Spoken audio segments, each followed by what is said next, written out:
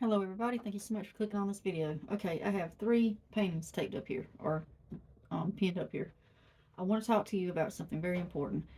And I decided to do this when I was doing the flower paintings we're working on now. I'm going to record part 2 as soon as I'm finished with this. But value. I know that you've heard people talking about value over and over again and how important it is to your art. I cannot stress enough they are correct. Absolutely 100% correct. Okay? I'm about to show you why. I know they keep saying value, color is important, but value does all the work, or however it goes. Yes, that is correct, but they don't show you why. Okay? They tell you it's important, but they don't show you how to implement it in your art. Okay, so we have these 3 pieces here. And to the naked eye, they may seem okay to some people. I have a lot of problems with this in particular, but they may seem okay to some people. So I'm going to put my value finder up to the screen and let you look at each one, okay? So let's get that up here first. This is kind of hard to do so that you can see past the glare. Okay, now look at them. Pretty good values going on in this one. Some mid, some light, some darks. Pretty good going on in this one. Background, mid, dark, light. Okay? That's what they say when they say mid, darks, and lights. But look over here. Okay, this is the one that I want to talk to you about. If you look, this painting is really all midtones and it looks bad. This is a bad piece of art in my opinion, okay? You see the darks in the trees. Yes, you see darks right here, but nowhere else in the painting do you really see any darks. Maybe off on the edge over here by the bush. But look at this bush. It's all midtone. So basically what your eye is picking up is one big green glob. If there were any darks and lights in here, like in this one, this bush would read more as a bush and not a, I'm trying to look and point through the camera, not a green blob, right? Okay, so I'm going to pull out some more paintings and let you look. Here is, let's see. Oh, I know which one I want to show you. The one I did the other night. I put out a quick yellow rose painting. And to the eye, it looks pretty decent, right? Quick, for a quick rose painting, the roses don't look too bad. But when we put the value finder to them, let me show you. Okay, here are the yellow roses. When we put the value finder, look, white blobs. That's really all you see. So I could go in with darker darks, darker oranges, browns maybe, whatever dark you want to use, and really define the roses. And the same thing for the leaves. With the naked eye, you kind of see, you think you see some light and dark. But once you put the value finder up there and it really neutralized the painting, I could have went way darker. So getting control of your values really helps to structure your elements in your art. It really gives depth and character to the things that are in your art, the elements, the trees, the flowers, the bushes, the leaves, the people, the cars, the buildings, whatever it is you're trying to paint, animals, it doesn't matter. If you have a good value range, like this one, it reads a lot better and it gives it a lot more structure, which this isn't perfect. It could have, it needs a lot of work, but the values aren't too bad on this, okay? Let me pick out another one. Okay, here's one on canvas. This is a bigger one that I'm working on. And to the eye, oh, pretty nice. Yeah, looks pretty good. Going in a good direction, in my opinion. Okay, let me pick it back up so you can see. But we put the value finder up there. Look at that. Mainly midtones. It could use a lot of darks, okay, and some more lights. Here's one. Here's another one on canvas. Okay, look at this one. Let's put the value finder up there. Not too bad. Plenty of mids, plenty of darks, plenty of lights. Looks pretty good. Okay, so when they talk about value, that's what they mean.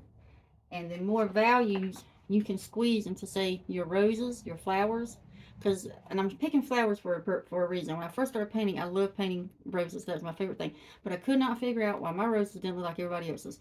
Mine looked flat, boring, cartoonish, and I couldn't figure out why until I learned about value. The more values you can squeeze into those flowers, the more depth they're going to have, okay? Okay, you guys, I just recorded a video about value and showing you some different paintings. Now I want to show you how to actually implement value, how to create value using color, not just a grayscale. People want to talk to you about value. I've seen hundreds of them on YouTube, and they want to show you how to study value using a grayscale. Well, that did not confuse me. It did. I had the hardest time with value trying to use a grayscale, okay, because I don't paint in gray and white and black. I paint in color. So until I learned how to do the value chart with colors and practicing value inside my colors that I use, it was doing me no good. So I'm going to show you. Today we're going to use color, a color scale. I don't know how I'm explaining this right, but let me just go ahead. We only need two colors, purple and yellow, and black and white. Okay? Alright. So if you look at your color wheel, yellow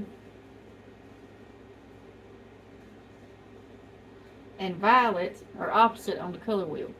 So yellow and purple, basically. It just depends on what you're going for. So I'm going to say, what color is this? This is red violet. Except for that golden. So this is what we're going to do. First, I'm going to show you to create different values of this purple, okay? We're going to start with purple right out of the tube first. Right here. That's purple right out of the tube, okay?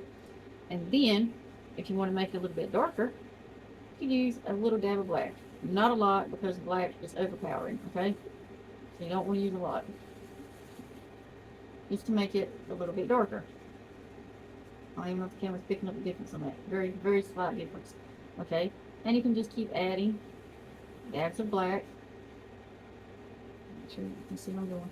Dabs of black to whatever color you're using.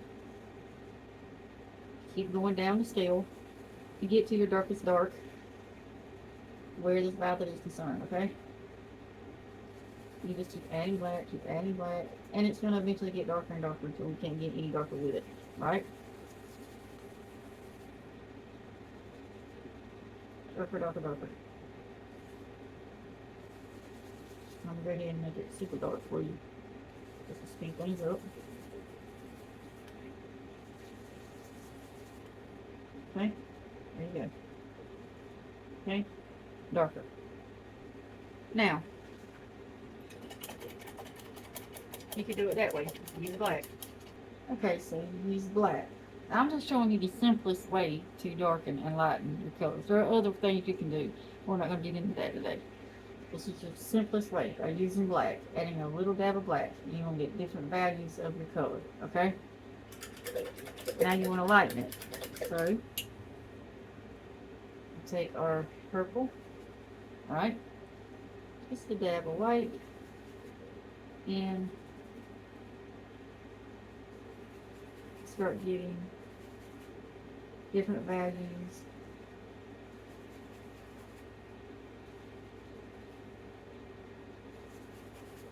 until you get what you want, right?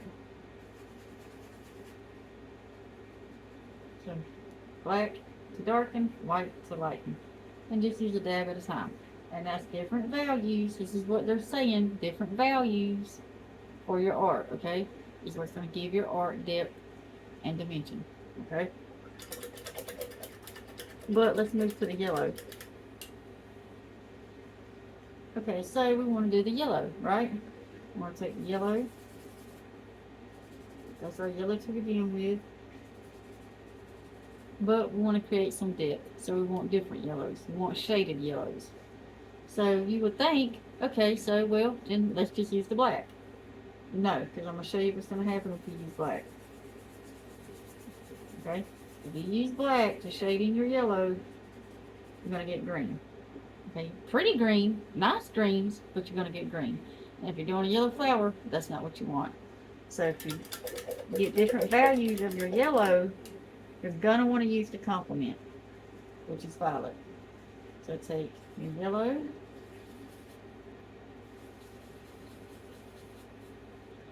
just a dab of violet. You don't need much to begin changing the color of the yellow. Okay, you don't need much, and so start changing.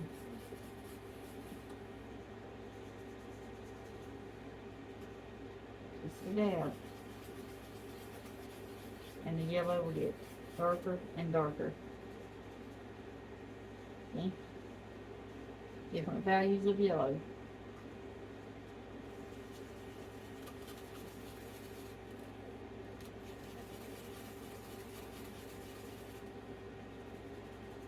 Okay?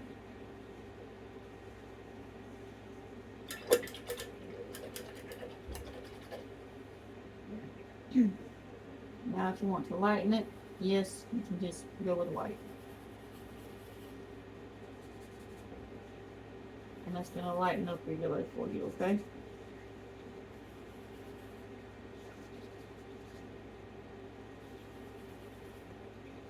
Now, okay, black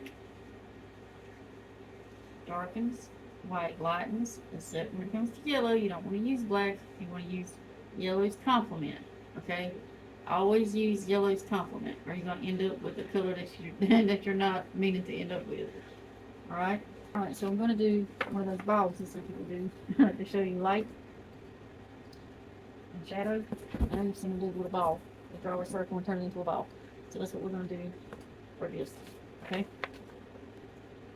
Start with a circle.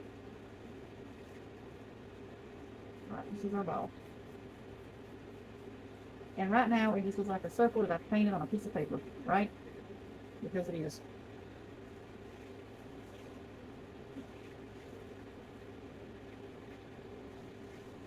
And our light is going to come from over here. This is our light. So let's go ahead and start laying in some shadow.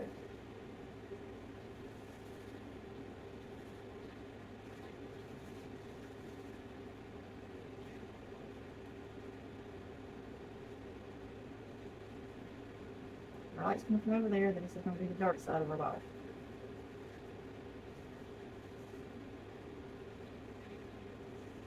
And then as we move across toward the light, it's going to get lighter and lighter.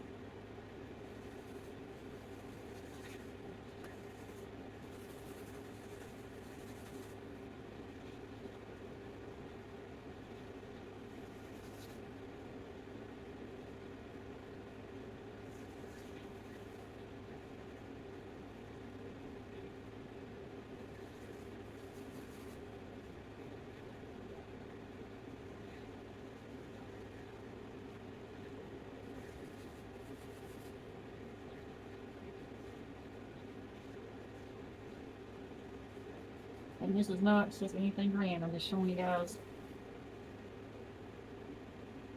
the value using color instead of green and white.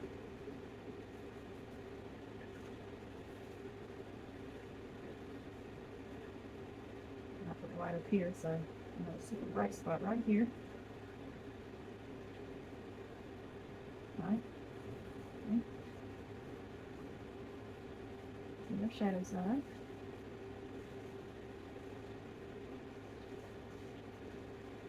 Black.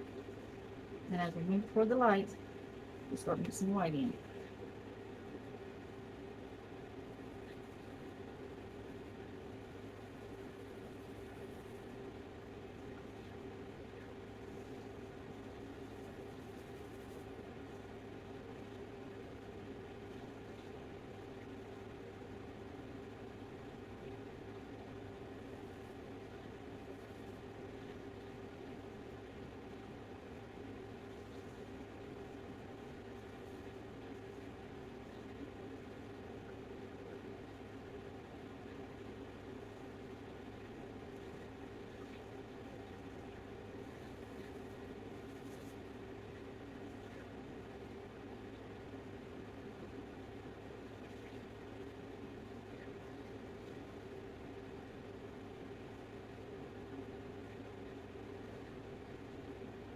Okay, nice light shadow down at the bottom. As our lights come from this way, our shadow will come out this way.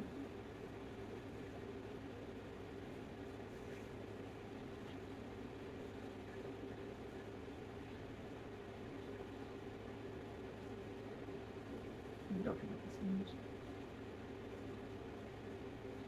Green.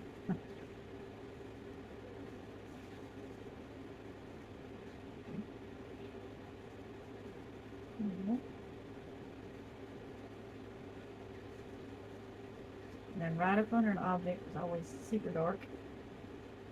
The object meets the mass it's sitting on and really. And as it come out, the shadow gets lighter and lighter.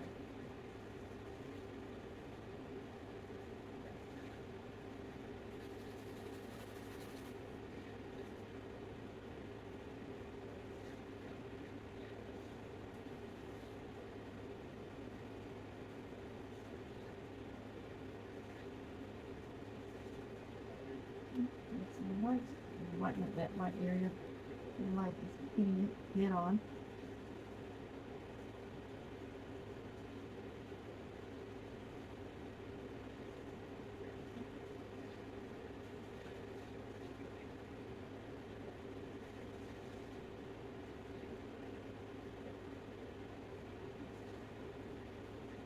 Right?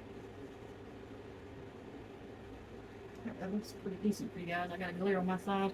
I'm hoping you can see different values, okay, of color, not a grayscale ball, a color ball. Dark, gray, so we work our way to the lightest one. And actually, right here in this middle, let's get a mix on there.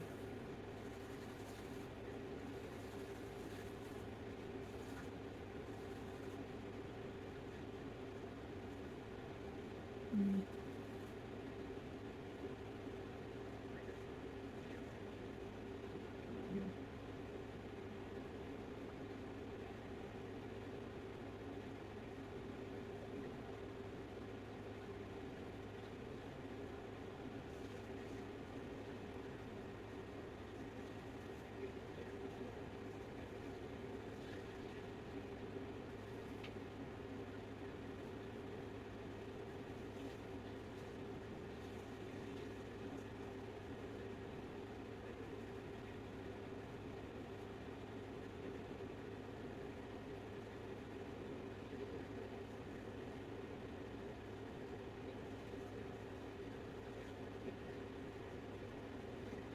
There we go. Now, I think that should be pretty good, okay? Right there, I can't tell. But you see the value range of purple on the ball, right? Alright. Now, let's do a yellow one. I mean, I see people do this in grayscale all the time, but I haven't seen them do it in actual color, which is what helped me once I figured out how to get my different tones, values, and color. That was it. Changed the world. Alright. Okay, so let's draw a little ball.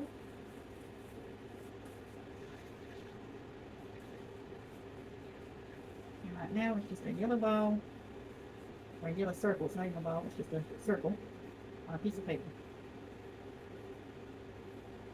Alright, and here's our light coming from over here. Okay.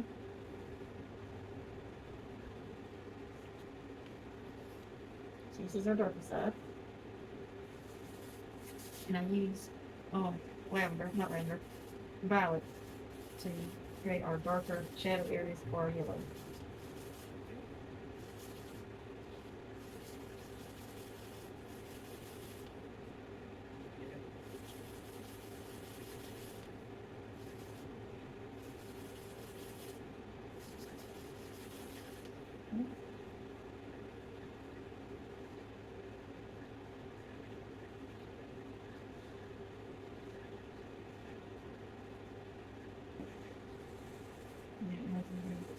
Move away from the dark shadow side.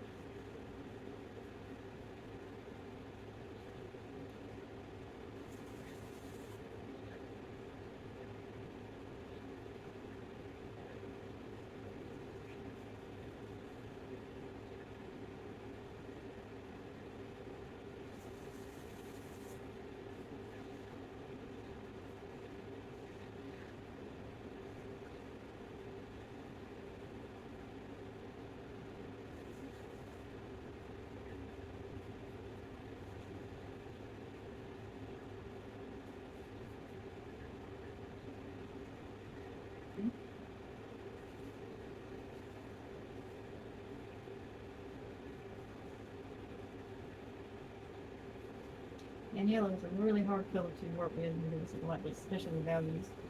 one of probably the hardest, in my opinion. I'm sure somebody's gonna say, no, it's not, no, that's not, and shadow's not right. This is just a very easy, simple demonstration showing you value and color instead of the traditional black and white scale, the gray scale. You get the scale from me. You come back over here. Back up.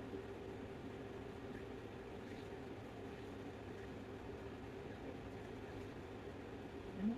And kind of mix on through here.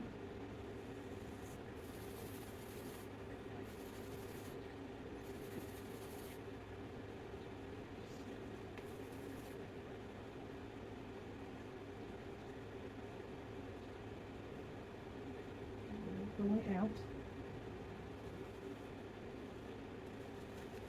So here's our light.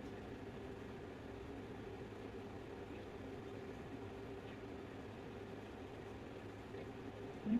And using all these values that I'm showing you right now, and like say a flower, that's what I love to paint. I love to paint flowers. You can use all these values from dark to light in your flower or your landscape or whatever you're painting that day. If you can squeeze in as many values as you can get in there, we have to make sense. It's gonna make more sense to the viewer. If you want your values to be right now, don't put a super dark value like this is where the light's at. The light's coming from here, so I wouldn't put this value over here. Okay, that's what I mean by it needs to make sense. Because if you can get your value to make sense where you're placing it, that's why you should always remember where your light's at, your light source. If you can get your value to make sense in placement, okay, and how light or dark it is, you can paint it any color. You can paint anything, any color. You don't have to stick with the traditional, like painting by reference and sticking to the reference. If you can get your values right, practicing your values, then you can paint anything, any damn color you please, and it's going to make sense. It's going to read correctly.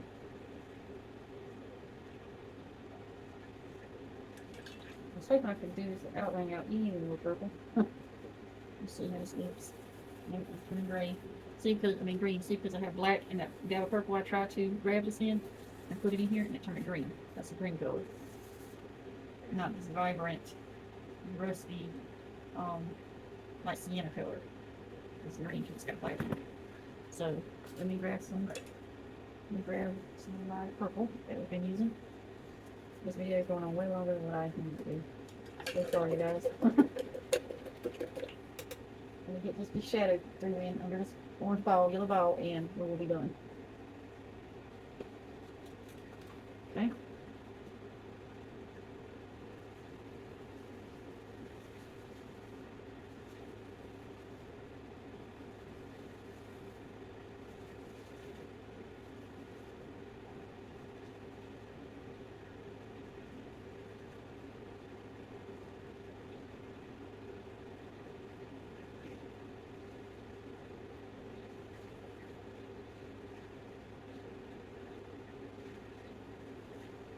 Don't know, professional, whatever, get my comments and say I'm doing this all wrong. This is how I learned. It didn't help me. It changed my art tremendously. So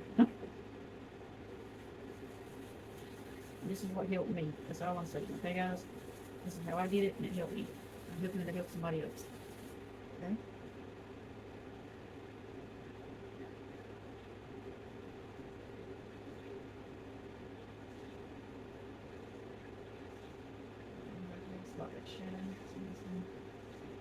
Here.